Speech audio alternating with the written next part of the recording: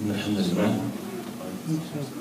نحمده ونستعينه ونستغفره نعوذ بالله من شرور أنفسنا ومن سيئات أعمالنا من يهده الله فلا مضل له ومن يضلل فلا هادي له أشهد أن لا إله إلا الله وحده لا شريك له وأشهد أن محمدا عبده ورسوله اللهم صل وسلم وبارك عليه وعلى آله وصحبه وسلم. ما بعد, still in the fifth pillar of الإيمان, الإيمان باليوم الآخر, to believe in the last day, and the different things that are mentioned about the last day, the hereafter, in the Quran and in the Sunnah of the Prophet ﷺ, and all the details that are mentioned.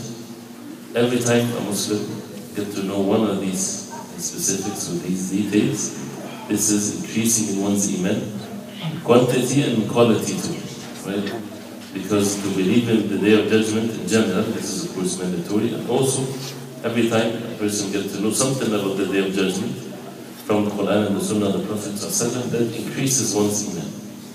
And of course the quality of Iman, the strength of one's Iman will increase, because as if we are seeing the Day of Judgment, which is something that everybody is going to. Nobody will escape from the Day of Judgment, as Allah subhanahu wa ta'ala mentioned in the Quran. So one of these stages of the Day of Judgment is the stage of Al-Qasas. Al-Qasas, or the meaning of it is like the law of equality, sometimes they say it like this. Or it's not revenge, but it's when people will get even with one another. Punishments, when it comes to a person taking his rights from someone else, and this is what Al-Qasas is. He says, ما دليل القصاص من الكتاب? What is the evidence of that in the Quran? Allah subhanahu wa ta'ala says, إن الله لا يظلم مثقال ذرة وإن تك حسنة يضاعفها ويؤتي من لدنه أجرا عظيما. Surah An-Nisa, verse number 40. That Allah subhanahu wa ta'ala does not commit any injustice, even if it's the weight of a mustard seed. And if it's hasana, if it's a good deed, He multiplies it and He gives from Himself subhanahu wa ta'ala a great reward. So this ayah talks about the adl of Allah subhanahu wa ta'ala, the justice of Allah, and versus the fadl, or the virtue or the reward from Allah subhanahu wa ta'ala. The adl, this is how the disbelievers and the sinners, when they're punished by the justice of Allah subhanahu wa ta'ala. Nobody will be dealt with injustice. The believers, they will be dealt with the fadl, with the mercy of Allah subhanahu wa ta'ala, that the reward is multiplied. And that is not injustice against the disbelievers, because they would not be dealt with any form of injustice. They were warned, and the evidence were made against them, and they refused, and they still disbelieved in Allah subhanahu wa ta'ala. People committed sins and so on. Then if they are to be punished, it's by the justice of Allah subhanahu wa ta'ala. So as a result of their actions. So the reward or the punishment is from the same sort of deed that a person will do. وقال تعالى اليوم تجزى كل نفس بما كسبت لا ظلم اليوم, which means today, in the Day of Judgment, every soul will be rewarded or punished with what it's earned. بما كسبت لا ظلم اليوم, there is no injustice today. And the context is in the meaning of punishment, right? So when a person will be punished, it's because of what their own selves had earned, and there's no injustice whatsoever. This is in Surah Al-Ákhir, verse number 16. And also Allah subhanahu wa ta'ala says, وَقُضِيَ بَيْنَهُمْ بِالْحَقِّ وَهُمْ لَا يُظْلَمُونَ. On that day they will be judged with the truth, and they will never be dealt with injustice. So nobody can think that he would escape with any form of injustice that he committed. It has to be taken away from him. He has to be dealt with justice, either in this life or in the hereafter. And that's why, as we will see in the Sunnah, more details about this. So again, the word Al-Qasas. Al-Qasas, I don't know, probably there's a better word in English. Anybody knows any? When somebody cuts someone's hand, so his hand is to be cut. What do you call this? Not revenge. Punishment. Punishment? No. But punishment exactly in the same manner of his actions. Sometimes the punishment is more than one's actions, right? But Al-Qasas is when people get even. This is the specific meaning of it. It's a tit for tat. Tit for tat. Tit? Tit for for tat. An eye for an eye. Eye for eye, no. But I'll get that one. It's a tit for tat. Teeth, no. Tit for tat. Teeth, okay, I can't say it. This is tick for tack. Teeth for tack. Yeah. What's that? Okay, eye for eye. Let's stay with punishment now.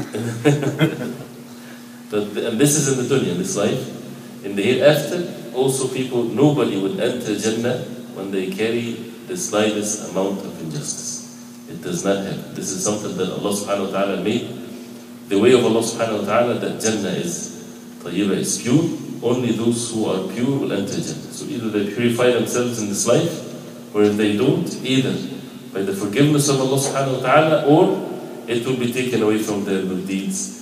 Their bad deeds of others will be on them. So nobody would ever enter Jannah with any form of injustice, even if it's a word of a mouth that comes out of one's mouth, or even a movement of one's face, or blinking one's eye in an evil way, or something like this. There is no way that a person would enter Jannah with it, unless he is forgiven or he is taken away from his good deeds or whatever. And this will be explained more in the hadith of the Prophet ﷺ. That's why the second question is ما دليل القصاص وصفته من السنة. What is the evidence of القصاص and how it is from the Sunnah of the Prophet ﷺ. He says فيها أحاديث كثيرة, has many ahadith, from which the hadith of the Prophet ﷺ, and this is in Bukhari and Muslim, أول ما يقضى بين الناس في الدماء. The first thing that people will be judged with in the Day of Judgment is الدماء, blood, killing, wounding others, but mainly killing. This is the first thing that people will be dealt with in the Day of Judgment, and that's why the huquq are the rights of Allah subhanahu wa ta'ala and the rights of the human beings. The first rights of the human beings that if it's abused will be dealt with in matters of justice is killing, which is the worst sin after the shirk of Allah subhanahu wa ta'ala, associating partners with Allah. Such a major sin for someone to take the soul of another without the right to do that. So this is the first thing that people will be judged with in the Day of Judgment is ad-dima. And that's why also the Prophet ﷺ, that the Muslim fi sa'atin min din, he is in some spaciousness in matters of his religion. That means he has the chance to be, enter Jannah without punishment, to be saved totally, completely from punishment. Ma lam yusab daman haram, as long as he does not fall into the haram dam, unless he does not fall into killing someone or causing injury to someone, because this is very difficult to relieve oneself from. The tawbah is valid, yes, but it's a difficult one. Why? Because of course he has to repent to Allah subhanahu wa ta'ala and to change his whole entire life to be an obedient slave to Allah subhanahu wa ta'ala. And Allah subhanahu wa ta'ala is the most merciful, the most forgiving. But then where is this to do with the human being that was killed or that was wounded or so? You have to seek his forgiveness. Right? And if that person died, then this is something that is not known, although the tawbah again is valid. Allah subhanahu wa ta'ala is the one that is capable of rewarding or making that killed person to be satisfied in the Day of Judgment if the killer sincerely repented to Allah subhanahu wa ta'ala. But it's not an easy one. And that's why most probably the person does not repent to Allah subhanahu wa ta'ala, that person will die in that state of sin, so that he will be severely punished. And there's the hadith of the Prophet sallallahu alaihi wasallam, إن الله يعذب من يعذبون الناس في الدنيا. Allah subhanahu wa ta'ala torture those who torture human beings in this life. So anybody tortured anyone, right, he will be tortured in the hereafter. Because this is the rights of the human beings, that it's again one of the sins that are very, very difficult for a person to relieve himself from the results of it. But again, the mercy of Allah subhanahu wa ta'ala is so vast, and the man that killed 100 people, Allah subhanahu wa ta'ala forgive. And the hadith of the Prophet sallallahu alaihi wasallam, من كانت عنده مظلمة لأخيه فليتحلل منه اليوم فإنه ليس ثم دينار ولا درهم من قبل أن يؤخذ لأخيه من حسناته فإن لم يكن له حسنات أخذ من سيئات أخيه فطرحت عليه. Hadith in Sahih Imam al-Bukhari. That the Prophet sallallahu alaihi wasallam said, whoever كانت عنده, whoever has with himself مظلمة, any form of injustice towards his brother, whether it's money, whether it's something physical or something non-physical.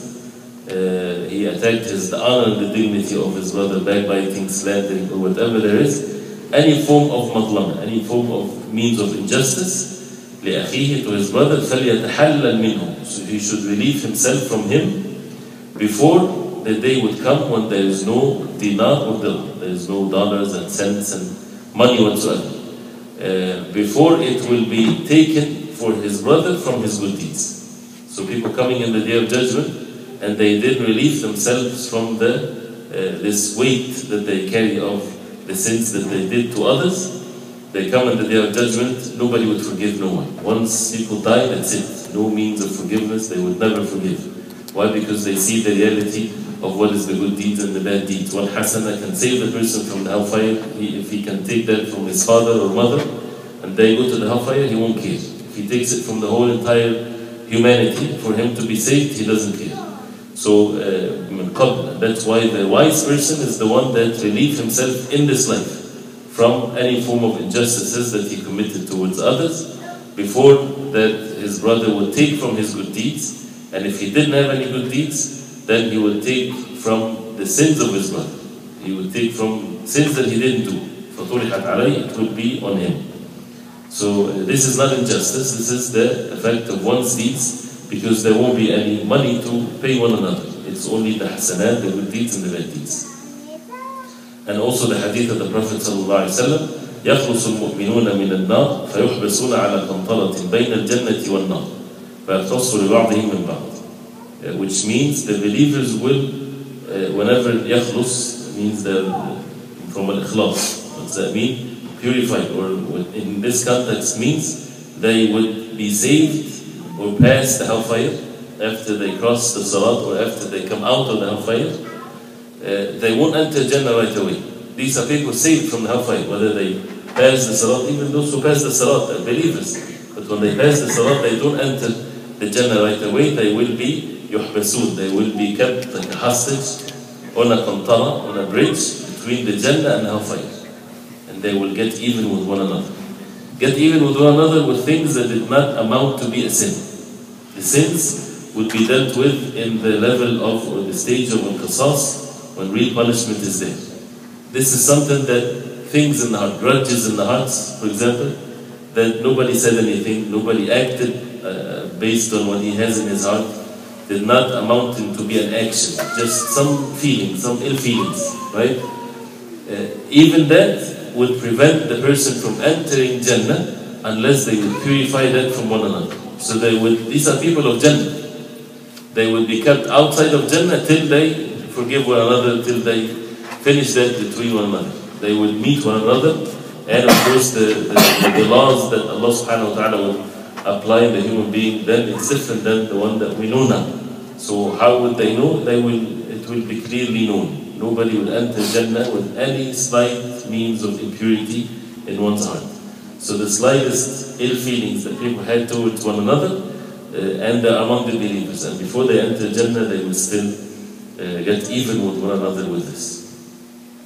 And he says, مظالم كانت بينهم في الدنيا. Mazalim, some injustices that were between them in this dunya, in this life. حتى إذا هذبوا ونقوا أذن لهم في دخول الجنة. Till they are clean and purified from this, then they will be given the permission to enter Jannah. And this is, he says, كلها في الصحيح وغير وكثير. Many hadith, to the extent of which, as the Prophet ﷺ said, that the sheep or the goat that doesn't have horns would revenge from the one that has a horn. That the one with the horn had hit her or whatever, they would come in the day of judgment and they would revenge from one another.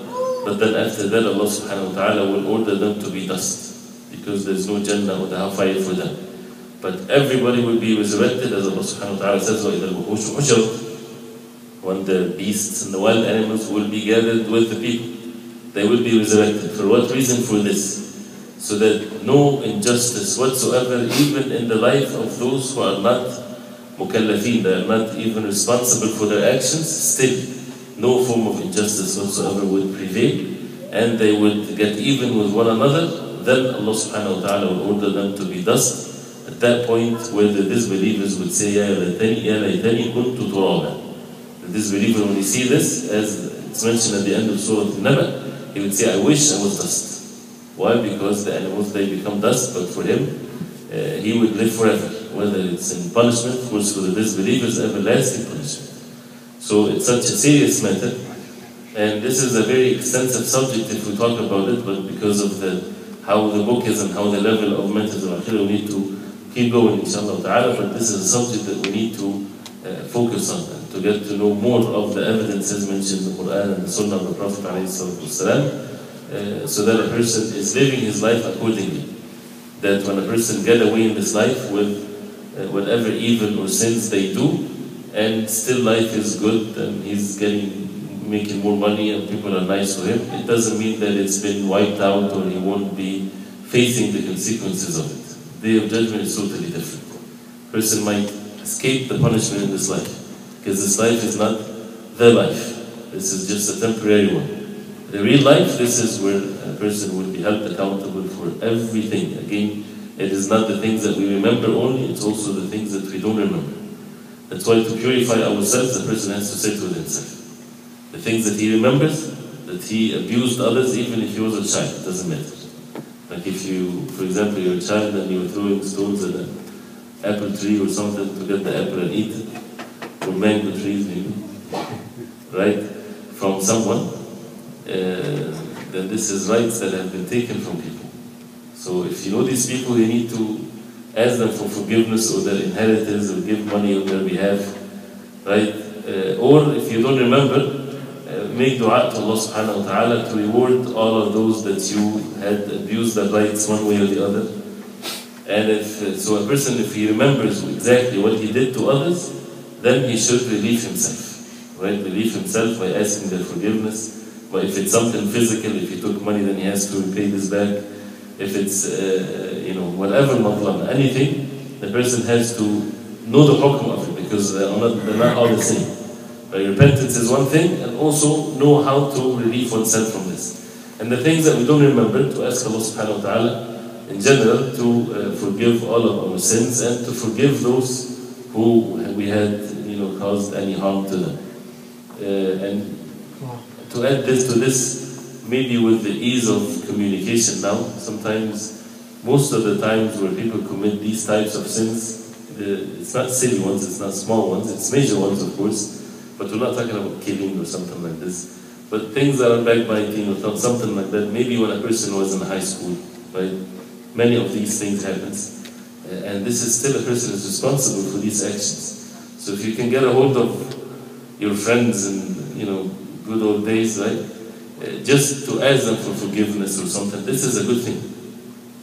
And we should not belittle these things, right? But this is from the husn al-Iman, this is from the goodness of one's Iman, it's husn al-ahd, it's to be good to those you had any form of good time before, not in matters of sins of course, right? That you don't forget them, that you would have this faith towards them, and you will remember them, you will make dua to Allah subhanahu wa ta'ala for them, relieving oneself again from any form of things that will come in the Day of Judgment, because once we reach the age of puberty, we are responsible for our actions. How many things we forget, how many things we do, how many gatherings that we sit and people talk about others, or we talk about others, that it's backbiting and so on, and all of this is recorded.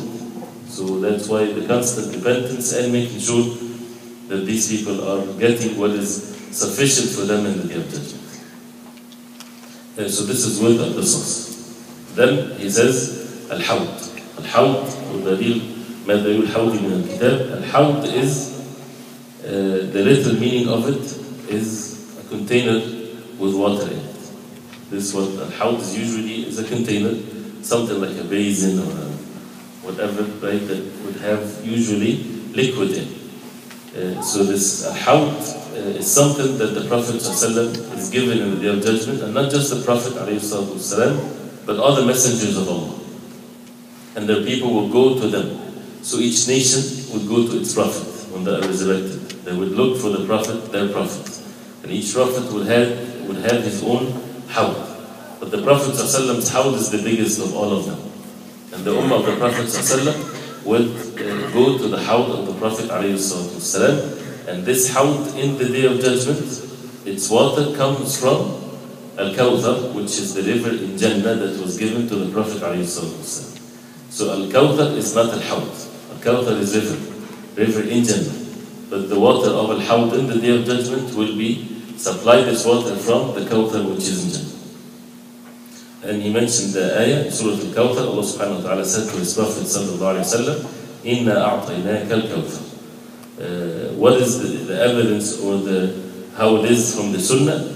In the Quran it mentions the Kawthar. The Hawd is mentioned in the Sunnah. The Hawd is such an important thing because it's one of the things that separates the people of Sunnah from the people of innovations. Why? Because the people of innovations, they say there's nothing in the Quran. But the Quran is not the only wahy.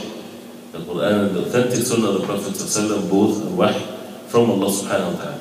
So you will find in the books of Aqeedah, the ulama, they stress sometimes these things. There is not mentioned in the Quran, mentioned in the Sunnah, because what's in the Quran already people would not have any dispute in. But what's in the authentic Sunnah of the Prophet ﷺ, the people of Al-Sunnah, they would stand up for this. The people of innovations, they would deviate as a result of that. So he says about Al-Hawd فيه أحاديث كثيرة بلغت مبلغ التواتر. Many ahadith that it's in the level of al-mutawatir. Al-mutawatir means whoever denies it, as the ulama they say, that means he committed disbelief. Because it's so many hadith, so many narrators from each level of the narrators, Sahaba, Tabi'in, Tabi'in, and so on, that so many in number that no way, no one whatsoever would ever imagine that they would get together and make up something. Right? So it's something that is without any benefits of any doubt whatsoever. So, one of which the Prophet ﷺ said, أَنَا فَرَطُكُمْ عَلَى الْحَوْضِ, reported by Bukhari and Muslim and others. أَنَا فَرَطُكُمْ. فَرَطُكُمْ means that I will be ahead of you. I will be waiting for you by the Hawd. The Prophet ﷺ is the first one that will be resurrected. So the Prophet ﷺ, at one stage of the Day of Judgment, he will be waiting, he will be standing by the Hawd. And his ummah will come to him. Right? And the Prophet ﷺ will give them to drink. And whoever drinks, then there is no thirst for him in that day when the sun is close to the human beings, as we mentioned before, and they will sweat according to their sins, and it's a long day, its length is 50,000 years long, and this is the sign that the person is among the people of the Prophet ﷺ, that they will be saved from the punishment from Allah subhanahu wa ta'ala. So, أَنَا فَرَطُكُمْ عَلَى الْحَوْضِ. So this is something that the Prophet ﷺ said in his life, so that whoever has this knowledge, when they are resurrected in the Day of Judgment, they will be looking for the Prophet ﷺ. وَقَوْلُهُ صَلَّى اللَّهُ عَلَيْهِ وسلم إِنِّي فَرَطٌ لَكُمْ وَإِنِّي شَهِيدٌ عَلَيْكُمْ. I am فَرَطٌ لَكُمْ. I am ahead of you. I'll be waiting for you, and I'll be witness against you. Right? وَإِنِّي وَاللَّهِ لَا أَنظُرْ إِلَى حَوْضِيَ الْآنِ. And wallahi, I'm looking now at my Hawd. I can see my Hawd now. So the Prophet ﷺ is saying that as if there's no difference between this life and hereafter. It's like someone traveling, going to another city, right? And you tell him it's something that's so real. And this is how they dealt with the Day of Judgment.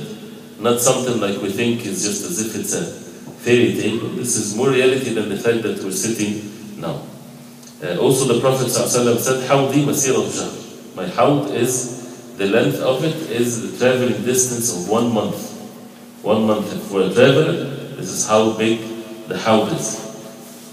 ماء أبيض من اللبن. Its water is more white than milk. وريحه أطيب من المسك. And its smell is better than musk. وكيزانه كنجوم السماء. And the cups of it is like the stars in the skies. من شرب منه فلا يظمأ أبدا. Whoever drinks from it, he would never be thirsty afterwards.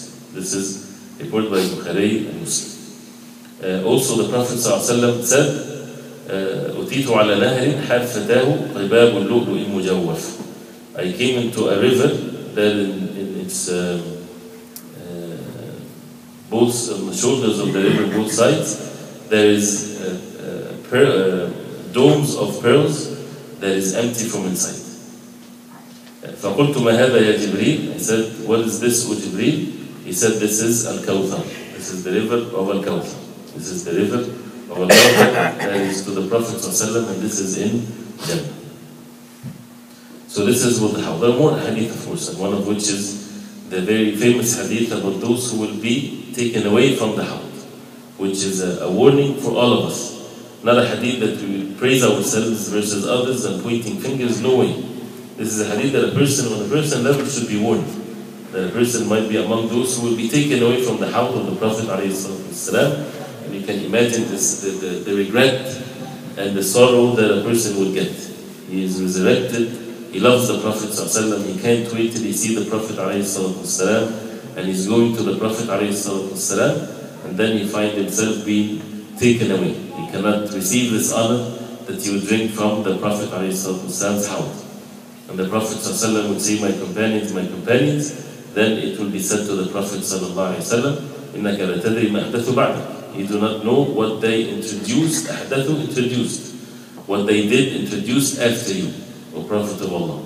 So the Prophet ﷺ, he would say, سُحْقًا لِمَنْ بَدَّلَ بَعْدِ. Say سُحْقًا, which means away, or punishment for those who would change after me.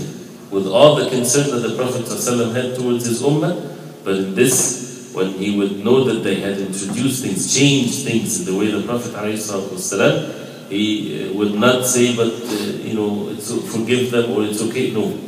No, he would say, away for them, meaning they would be subjected to the punishment of Allah as a result of changing the way of the Prophet ﷺ. So following the Prophet ﷺ, following the Sunnah of the Prophet ﷺ, and being away from introducing anything in matters of innovation in the deen, these are the means for the person to receive from the hawd of the Prophet ﷺ.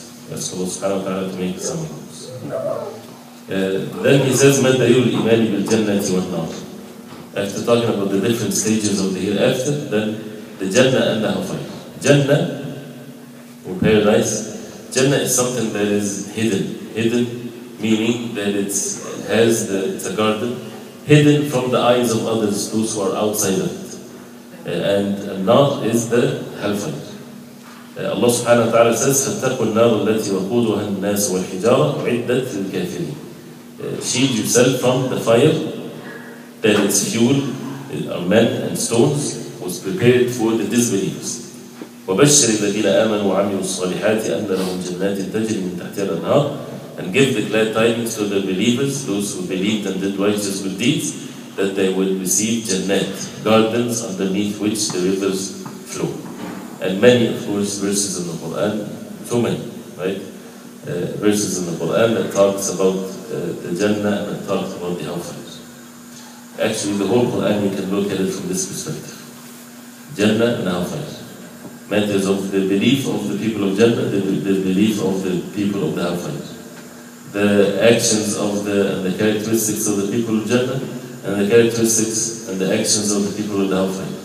The stories of the people of Jannah, how they used to live in their life versus the disbelievers, those who would be among the people of the hellfire. Right? So anything in the Quran you can see from that perspective, as the Quran is criterion that separated the truth from falsehood. And this is the Furqan that Allah subhanahu wa ta'ala revealed. Also he says, and في الصحيح, من دعاء النبي صلى الله عليه وسلم في صلاة الليل, from the dua of the Prophet صلى الله عليه وسلم in the night prayer, وَلَكَ الْحَمْدِ أَنْتَ الْحَقُّ وَوَعْدُكَ الْحَقُّ وَلِقَاؤُكَ حَقٌّ. Prophet صلى الله عليه وسلم would say this dua, وَلَكَ الْحَمْدُ, to you, O Allah, الْحَمْد, all the praise, أَنْتَ الْحَقُّ, you are the truth, وَوَعْدُكَ الْحَقُّ, and your promise is the truth, وَلِقَاؤُكَ حَقٌّ, and meeting you is the truth, وَقَوْلُكَ الْحَقُّ, وَقَوْلُكَ حَقٌّ, your speech is the truth, وَالْجَنَّةُ حَقٌّ, and the Jannah, paradise is true, وَالنَّارُ حَقٌّ, and the hellfire is true, وَالنَّبِيُّونَ حَقٌّ, and the prophets are true, وَمُحَمَّدٌ صَلَّى اللَّهُ عَلَيْهِ وسلم حَقٌّ, and Muhammad صلى الله عليه وسلم true, وَالسَّاعَةُ, and the hour is true. قوله صلى الله عليه وسلم من شهد أن لا إله إلا الله وحده لا شريك له وأن محمدا عبده ورسوله وأن عيسى عبد الله ورسوله وكلمته ألقاها إلى مريم وروح منه والجنة حق والنار حق أدخله الله الجنة على ما كان من العمل. Whoever witness, bear witness that there is no one worthy of worship except Allah, that Muhammad sallallahu alayhi wa sallam is slave and messenger, and Isa Abdullah wa Rasul, that Isa alayhi salam is the slave of Allah and messenger, and his word that he was given to Maryam alayhi salam, and a ruh min, a spirit from him. وَالْجَنَّةُ حَقٌّ, and the Jannah is haqq, is true. وَالنَّارُ حَقٌّ, he believes in the Jannah and believes in the hellfire. Allah subhanahu wa ta'ala will make him enter Jannah according to what his deeds is. So according to his deeds, his level will be in Jannah. And of course it doesn't mean that if a person commits sins, he will not enter the hellfire. If he dies in the state of sin and believes in all of this, either this belief will be a reason for him to repent and he will be guided to repent. If he believes fully, completely in La ilaha illallah Muhammadur Rasulullah, this can save the person in this life before his death, that he would repent to Allah subhanahu wa ta'ala a sincere repentance.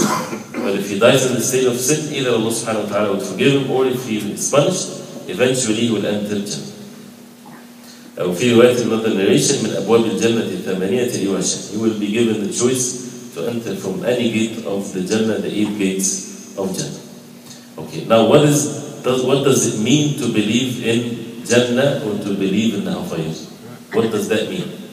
He says معناه التصديق الجازم. It means التصديق الجازم, to believe firmly بوجودهما, that they exist.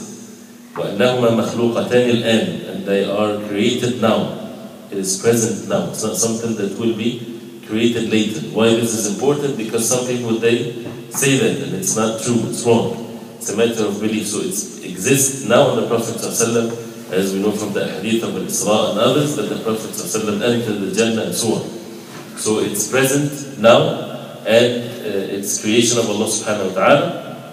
وأنهما باقيتان بإبقاء الله لهما لا تفنيان أبدا. And they would stay by the power of Allah subhanahu wa ta'ala, never vanishes whatsoever. They will stay forever, right? This is something that a human mind cannot comprehend. This is what Allah subhanahu wa ta'ala revealed to the Prophet alayhi salatu wasalam. لا تفنيان أبدا. They would never be vanished or terminated. ويدخل في ذلك كل ما احتوت عليه هذه من النعيم وتلك من العذاب. And it means also that you believe in everything that is mentioned about the delight in Jannah and the means of punishment in the hellfire. There are so many different delights, many different things good, and many means of torture in the hellfire, as it's mentioned in the Quran and in the Sunnah of the Prophet ﷺ. What's the evidence that they are present now? Not to be created, but they're present now. He says, أخبرنا الله عز وجل, Allah subhanahu wa ta'ala informed us that they are prepared for us.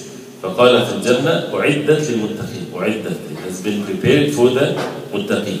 وقال في النار أعدت للكافرين, has been prepared for the disbelievers. And Allah subhanahu wa ta'ala also informed us about Adam alayhi salam and his wife, that they were in the Jannah before they ate from the tree. And the kuffar, they are being presented to the hellfire in the morning and in the evening, right? As it's mentioned about the people of Fir'aun.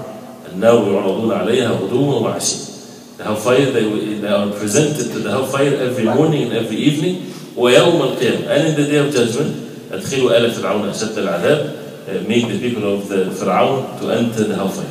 That means they are being presented to it every day and every night in this life. Also the Prophet sallallahu alayhi wa sallam said, اطلعت في الجنة فرأيت أكثر أهلها الفقراء واطلعت في النار فرأيت أكثر أهلها النساء. That I looked into the Jannah and I found that the most of its people are the fuqara, are the poor people. واطلعت في النار فرأيت أكثر أهلها النساء. And I looked into the hellfire and I saw that most of its people are the women.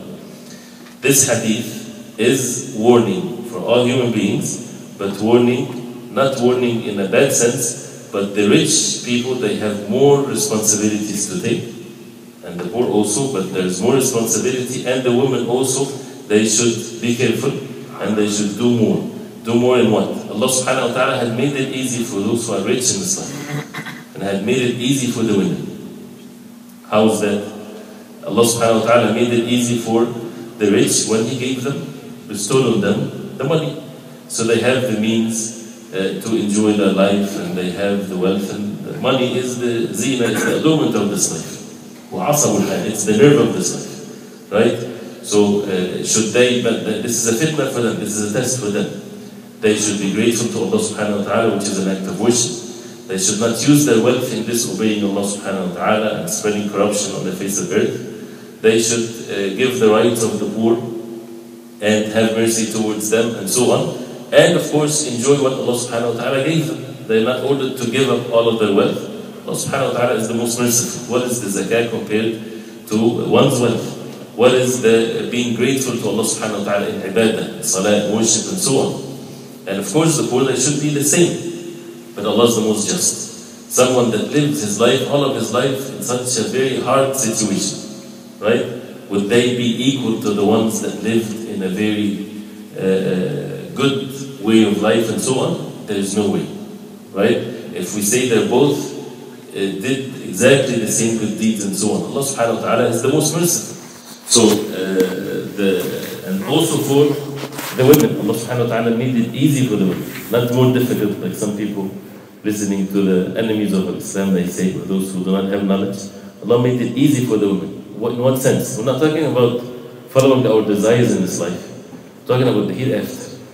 The deeds that will make the person enter the Jannah of Allah subhanahu wa ta'ala. That's the real concern. After this life is over, nobody will think of anything but this. So when we look at the orders of Allah subhanahu wa ta'ala to the women, they're not ordered to pray in Jama'ah in the masjid. They're not ordered to do what the men do. They're not ordered to fight for the sake of Allah, to defend the deen of Islam, to put their life in danger. Right? They're not ordered to do all of this. Right? So it's made easy for them. They will get reward and the best of their deeds after praying the salah, praying at home, in the leisure of their home, right? 5 times a day in the beginning of its time. What is difficulty in this? There's no difficulty. Plus they're getting the rewards in the things that they would enjoy. They get the rest of the rewards after fulfilling the obligations. For example, how much does a woman get when she is pregnant, when she gives birth, when she is kind to her child, when she fosters her child? It's great reward from Allah subhanahu wa ta'ala, right? She gets that towards the one that she is already loved. So she doesn't have too much, she does not put too much effort, right, to love what Allah subhanahu wa ta'ala already put in her heart. Which is different than a man, for example, when he has to go out to meet the enemies and the ignorant and meet all kinds of people, right, to seek provisions of Allah, from Allah subhanahu wa ta'ala. And what is the worst thing is not what he feels good or bad in his life. The worst thing is that he is exposed to more sins than the woman. Because he's ordered to go outside and work and so on. That means he is subjected to all kinds of sins. He burns himself every day so many times. When the woman, Allah subhanahu wa ta'ala ordered her to be at her home, taking care of her husband and her children and so on, and she gets rewards by doing this. And many of the women today, they don't realize that this is to protect their deen.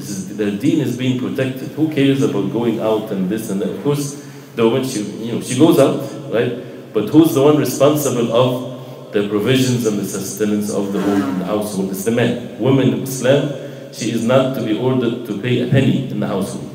It's only the responsibility of the man, only the man.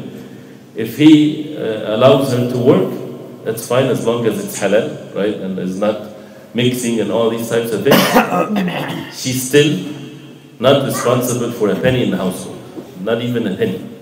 And that's why it's the right of the husband to say, I don't want my wife to work, and she has to listen and to obey as long as he is supporting her. And when he supports her, he's not humiliating her, he's not, reminding her that from his favors. No, she is being honored because this is the order of Allah. This is not the human being versus another. So the point is, it's made easy in this sense, right? That Allah subhanahu wa ta'ala protecting her from falling into the sins. So when someone becomes not grateful to Allah subhanahu wa ta'ala in that sense, and following the desires and committing sins and exposing oneself and not fulfilling the orders of Allah and causing many, many people to fall into sins, right? Then this is what the Prophet ﷺ said. So, and the Prophet ﷺ ordered the women to give charity because he saw that in hellfire. This is a fact. So as a result of that, to give charity. And the husband should help. A person would say, what if the woman doesn't have money, if she's not working? If she has money, inherited money or whatever, then it's her money. And also the husband, when he gives to his wife, and the wife, as the Prophet ﷺ said, gives for the sake of Allah, the husband is rewarded and the wife is rewarded also. So this is something that a husband should help his wife to give charity by giving her given her not with the condition, listen, I'm giving you to give charity, you know, this is your money, right? And she is not to feel that she is, humiliated or anything of that. This is from the وَعَاشِرُهُنَّ بِالْمَعْرُوفِ, to live with them with goodness and so on. And if she's given this and she is giving charity from this, everybody gets the rewards from Allah subhanahu wa ta'ala. Is it time for that? And then the Prophet, and then he says after that, which is mentioned in Adab al-Qabr, إِذَا مَاتَ أَحَدُكُمْ يُعْرَضُ عَلَيْهِ مَقْعَدُهُ. When one of you dies, his position will be presented to him. His position, whether it's in hellfire or in Jannah. And also the Prophet ﷺ said, أَبْرِدُوا بِالصَّلَاةِ فَإِنَّ شِدَّةَ الْحَرِّ مِنْ فِيهِ جَهَنَّمَ. أَبْرِدُوا بِالصَّلَاةِ. That means you can delay the salah to make it at the time of al-bard, or not the very hot time, but for dhuhr salah, during the summertime, if it's very hot, you can delay it till it cools down, right? And then the Prophet ﷺ said that shiddatul har, the extreme heat, is from the fayh Jahannam, which means the wind of Jahannam or the effect of Jahannam. Another hadith of the Prophet ﷺ said, اشتكت النار إلى ربها عز وجل, that the hellfire complained to Allah subhanahu wa ta'ala, and she said, ربي أكل بعضي بعضا, myself ate myself, it's too much fire. فأذن لها بنفسين, so he gave her the permission of 2 breaths, one in the winter and one in the summer. فأشد ما تجدون من الحر وأشد ما تجدون من الزمهرير. So the extreme hot and the extreme coldness, both from the hellfire, and the hellfire has extreme hot and extreme coldness together in the hellfire. Stop at this point, inshallah, for the adhan. We still few hadith in this question. But the point is that this is basically what the belief in the hellfire and the Jannah, and how to act accordingly as a result of that.